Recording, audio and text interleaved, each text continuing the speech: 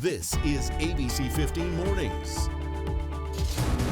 New this morning, a Major League Baseball lockout is now in place. So what does this mean for Valley businesses? The new variant. This may be a case of Omicron, given that there have been many cases reported in South Africa. It's now been detected here in the U.S. Buy now, pay later. They automatically hook up to your bank account. The Let Joe Know team protecting you and your money while shopping this holiday season. Saving you cash. Our Smart Shopper report could land you a free trip to the grocery store. And that's exciting, right? Who wouldn't want that these days? Exactly. You just nailed that. Hey, good morning to you on a Thursday. Thank you for spending part of your day with us. We appreciate it. I'm Chihuly O'Kelly. And I'm Nick Soletti. Allison Rodriguez is in for meteorologist Jorge Torres today with a quick look at that most accurate forecast. All right, good morning to you, Allison. I know we brought in December pretty warm. We'll have to see what the second day has in store.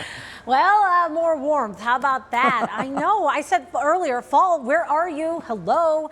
We're ready for it, right? But we're just going to have to wait a little bit longer. Milder morning temperatures to start you off on this Thursday. More records are in jeopardy, though, today as well as tomorrow. 70s are going to be coming back, though, so at least we'll get closer and closer to seasonable temperatures. We just won't get quite there. Now, as we look at your hiking planner over the next several hours, you're going to see it's going to be a gorgeous morning to hike. And you can take us with you as well, streaming on that free ABC15 mobile app. Put the headphones in, and we'll go with you up that hike on Piestewa. So there you go. And cooler temperatures, too, so it's going to be really nice out there. Light winds, a couple of clouds this morning as we get going, but I think overall, as we're going through the rest of the day, things are going to clear on out. Lots of sunshine today, 82 degrees. We're on record. Watch, a couple of degrees below the record, but can't rule it out that we'll get very close to it. We're going to talk about what the rest of the weekend into the weekend looks like, right? We got to start thinking about it, right? We're already thinking about Saturday and Sunday.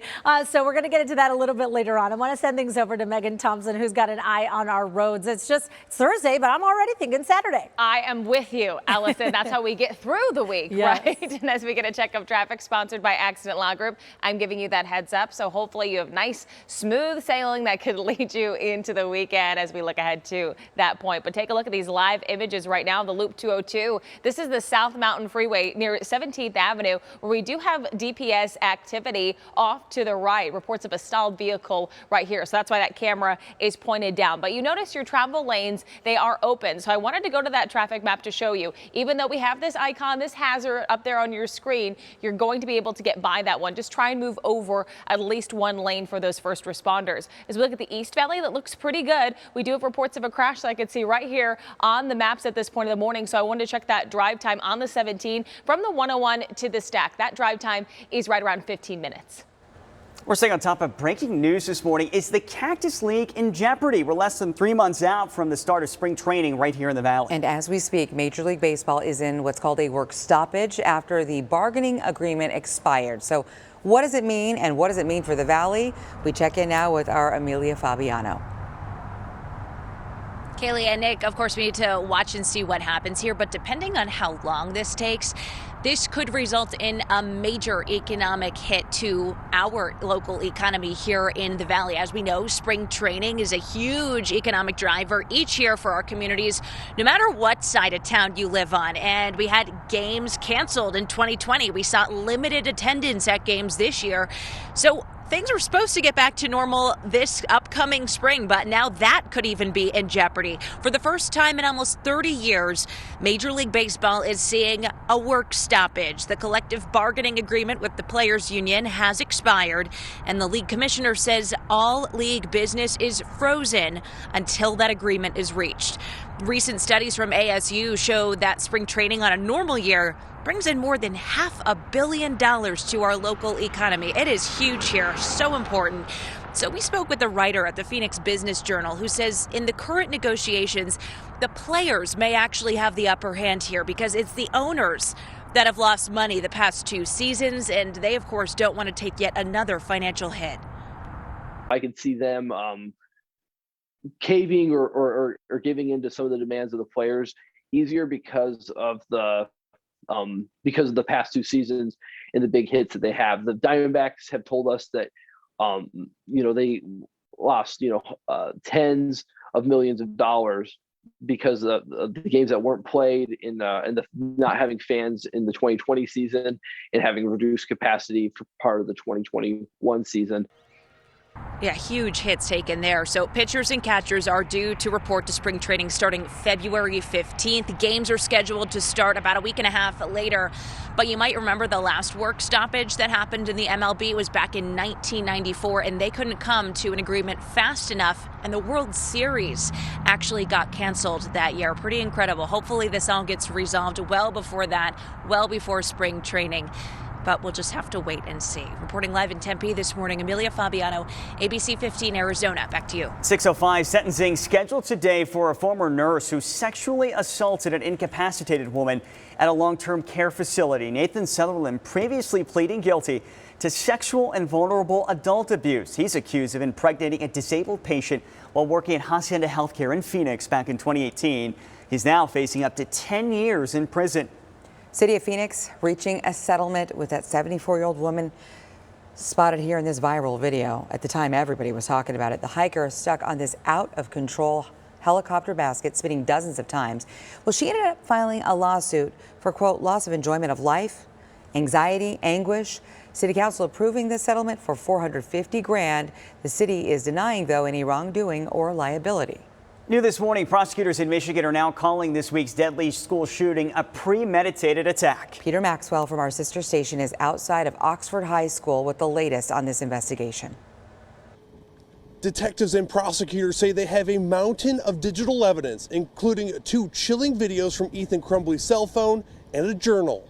Silent and wearing a suicide smock, 15-year-old Ethan Crumbley facing a judge as an adult and 24 charges, including 4 first-degree murder charges and 1 terrorism charge. Regardless of what the parents or the individual suspect does, our investigators are well on the path to create a very, very good case to hand the baton to the prosecutor. Oakland County Prosecutor Karen McDonald watched the security video from inside the school the day of the shooting. Crumbley, armed with a handgun and armed with intent. I am absolutely sure, after reviewing the evidence, that it isn't even a close call. It was absolutely premeditated. Sheriff Bouchard revealing Crumbley had no criminal or disciplinary record and was not on their radar. But teachers at the high school became worried about his behavior the day before and the day of the shooting. His parents meeting with school administrators hours before. They brought him down to the office and in conjunction with school personnel called his parents to the school and talked about that behavior. But after that, the child was dismissed back into the school and the parents left the building.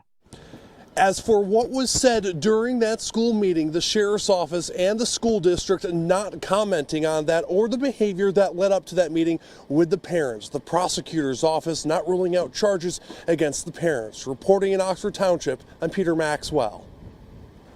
Well, this morning, the new coronavirus variant is officially here in the U.S. The infected person, we're told, is a vaccinated traveler who just got back from South Africa. This person experienced minor symptoms and we're told is improving and is in quarantine in the state of California. Meantime, President Joe Biden will be speaking about his plan to fight the pandemic. The White House is planning to require all inbound international travelers to test for COVID within 24 hours of departure. Now, the plan also includes more free at-home COVID tests for Americans who do have private insurance, and the president is scheduled to speak shortly after 11 o'clock this morning. The White House is also extending the federal mask mandate for public transportation. This will require you mask up on planes, trains, and buses, as well as inside train stations and inside airports. That mandate, you might remember, was set to expire in the middle of January. 6:08 as the Omicron variant spreads around the world, experts say it's time to get back to the basics. That means doing things that we know work to prevent the spread of viruses. That includes using a quality mask.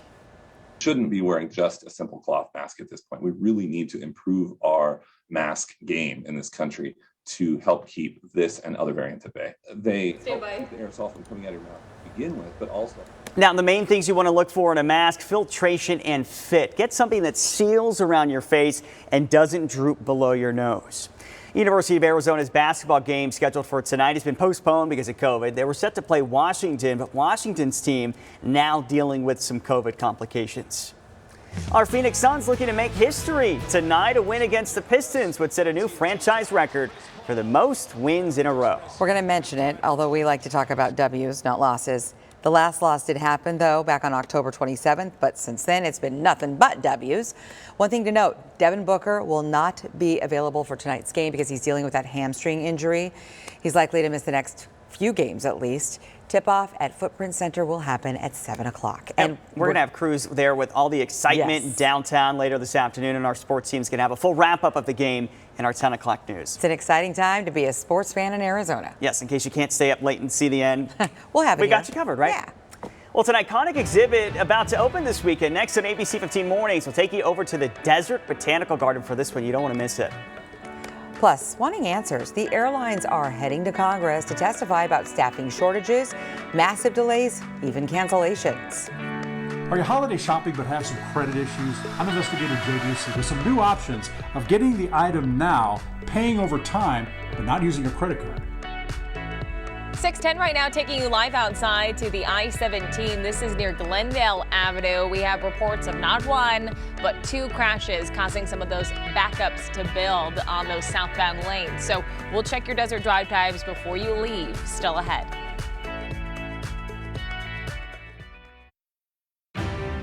.13 on a Thursday. Let's get to your morning headlines right now. Weekly jobless claims will be released in less than half an hour. Economists expect a weekly total of 240,000 first-time filers. Last week's total of 199,000 was actually the lowest since 1969. Wall Street looking to bounce back today. The market tumbling Wednesday after the CDC confirmed the first known case of the Omicron variant in the U.S. The Dow Jones opens at 7:30 Arizona time. A new survey shows most vaccinated adults plan to get a booster shot. It's conducted by the Kaiser Family Foundation. 60% of the people they polled said they will definitely get a booster. With so many flights getting canceled this year, 7 airline CEOs have been invited to testify before a Senate panel next Wednesday. In most cases, the airlines blame weather. Well, stretching your budget without breaking the bank. Yeah, it's something we all try to do, and especially so this time of year. This morning, our Let Joe Know team is continuing this week-long look at how to protect you and your money while you are out shopping for the holidays, and especially when it comes to layaway. It's sort of a relic of holiday shopping at this point. We're talking about layaway that used to be offered at major retailers, especially during the holidays. You put a deposit down for an item you want and make payments over time, taking it home at the end. Lisa Rowan, a personal finance expert with Forbes Advisor, says the overhead forced stores to find new alternatives. There's a lot of work for the retailer, too. You have to store the item while someone's making payments. Those alternatives are known as buy now, pay later. In most cases, you pay 25% to get the item now, pay the rest over 3 installments every 2 weeks.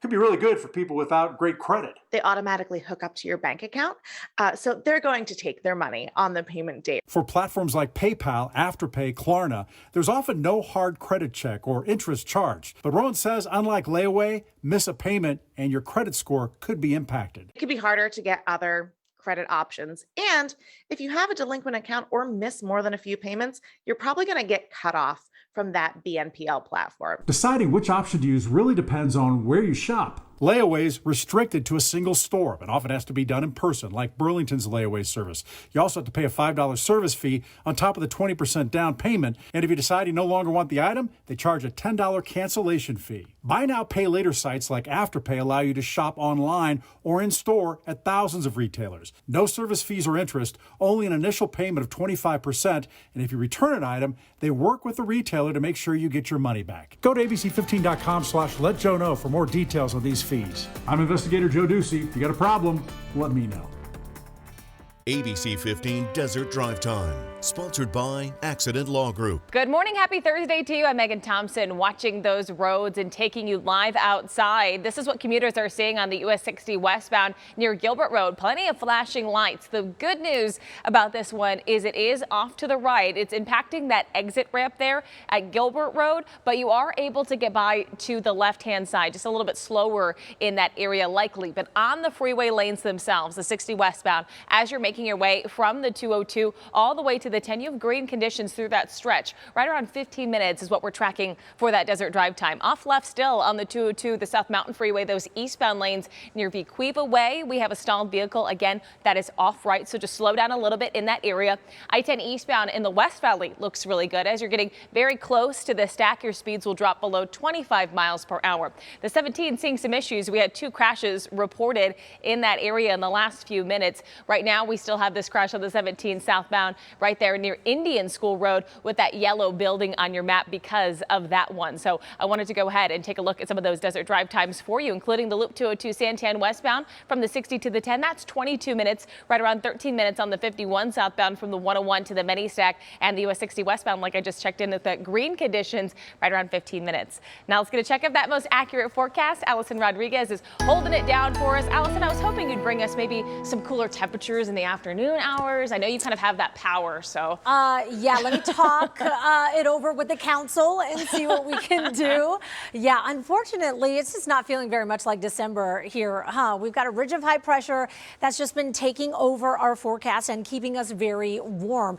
Now, today is not going to be as warm as yesterday, but still on the warm side as we take a live look at those current temperatures outside across the great state 48. We do have some very cold spots down into the 20s in the Grand Canyon, Flagstaff, Window Rock to Winslow and Heber as well. 30s for us in Show Low to Prescott, 50 in Sedona, 46 in Kingman, and 40s to 50s out to our west, more 50s down to our south and southwest. Meantime, here city by city as we look across the valley, we're sitting at 56 in Mesa, 59 in Tempe, 62 in Glendale, 53 in Ahwatukee, 55 in Levine, with more mid-50s in Goodyear this morning. Now, we do have a warm day ahead of us, like I mentioned. Lunchtime is going to be that great time to be out there. If you are able to step outside for lunch, I'd say do it. It's going to be gorgeous. 77 degrees, sunshine, not too bad. Winds will stay fairly light. The afternoon, we are going to warm up more into the low 80s, so it still won't be terrible, but you know, just another warm day. I know everyone's like, when can we wear these sweaters already? Not for a while. Our average is upper 60s, right? So typically we would be feeling really fall-like, but because of that ridge of high pressure that I was talking about, our temperatures are going to be climbing once again into the mid to low 80s this afternoon, depending on where you're going to be, right around 3 o'clock. Now we look across the state, more warm temperatures up to the north. Look, we're just below 70 in Prescott and Payson. We're in the low 70s in Sedona and Kingman, 59 in Flagstaff, low 60s in the Grand Canyon down to Heber and Show Low through Winslow and Window Rock as well, and more low 80s down to our south and southwest as well. Now, Futurecast is going to show a few passing clouds up to the north as we go into today.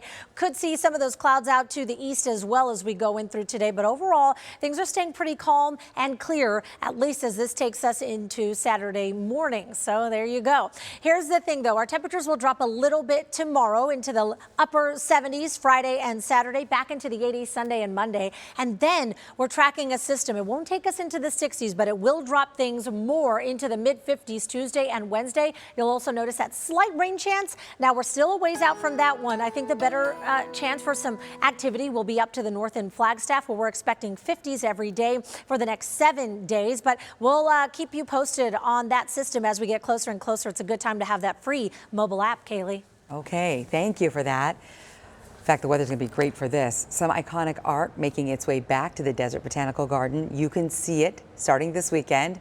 You'll remember glass sculptor Dale Chihuly. He's had some great displays there in the past. This one is an all-new installation, and the garden is opening an indoor gallery with his glasswork along with some of his paintings. If you've seen the previous shows, you're going to see something very different. If you haven't been to these amazing gardens, you must. This is just really something special here in Phoenix. It's amazing how they infuse this too. They're into the gardens. So again, it opens tomorrow. It's going to be around through next summer, so you have some time to make arrangements. Admission, it ranges between $15 and $40, and keep in mind reservations are required. This just looks amazing, right? It is, yes. Yeah, gotta check it out. Hey, it's one of the oldest and best festivals in the West. Ahead at 6:25, the Tempe Festival of the Arts lands on your bulletin board. And how bad are the conditions when it comes to public housing? At 6:35, a look at a growing problem happening everywhere and a possible solution. Always is a very dangerous situation, and we're always alone. Getting an eviction notice can be heart-crushing, but for the people serving that notice, it can be very risky. At 6:45, part 2 of my exclusive look at evictions here in Maricopa County. Here comes ABC15's Operations and Cause. Oh, it put you in such a good mood. Thank you so much, by the way, as we welcome you back at 6:25. We want to say, because of you coming together to help during our Operation Santa Claus Closet-Thon yesterday, we raised, wait for it, $479,000. Wow. And all of this is going to help 5 charities right here in Arizona, helping people who live right here. I mean, think about that. That's almost $500,000. That's a lot of money. Hey, the good news is you can still donate. Through December 20th, we're collecting non-perishable food items, kids' clothing, new toys, and money. For details on how to donate, just go to GiveToTheClause.com, and thanks for taking action. Showcasing talent from all over the nation, including some local artists. That is what is on your bulletin board this morning. This year's Tempe Festival of the Arts is going to feature more than 300 artists and performers spread out over 10 blocks there in downtown Tempe. There's even a kids block that showcases the next generation of creators, along with craft tables, games, and other fun activities. And don't forget to try the dozens of food trucks that are going to be out there and vendors. The festival kicks off tomorrow, runs through Sunday, 10 a.m. to 5:30 p.m. Admission is free, supporting local artists of all ages. That is what's making your bulletin board today. Up next at 6:30, we are all getting into the holiday spirit together. In fact, the Valley is going to be on display in a national competition tonight. We give you a sneak peek. I'm Joe St. George. How bad are the public housing conditions in this country? We take you inside the units and the debate to spend billions of taxpayer dollars. That's coming up. Plus, an MLB lockout less than 3 months from the very first spring training game here in the Valley. Coming up, I'm explaining how this could impact our local economy. Well, the kids might want that sweater as they head to school this morning. We're going to drop a bit more before sunrise at 7:15, but this afternoon is going to be warm. We're breaking down your super 7-day forecast still ahead.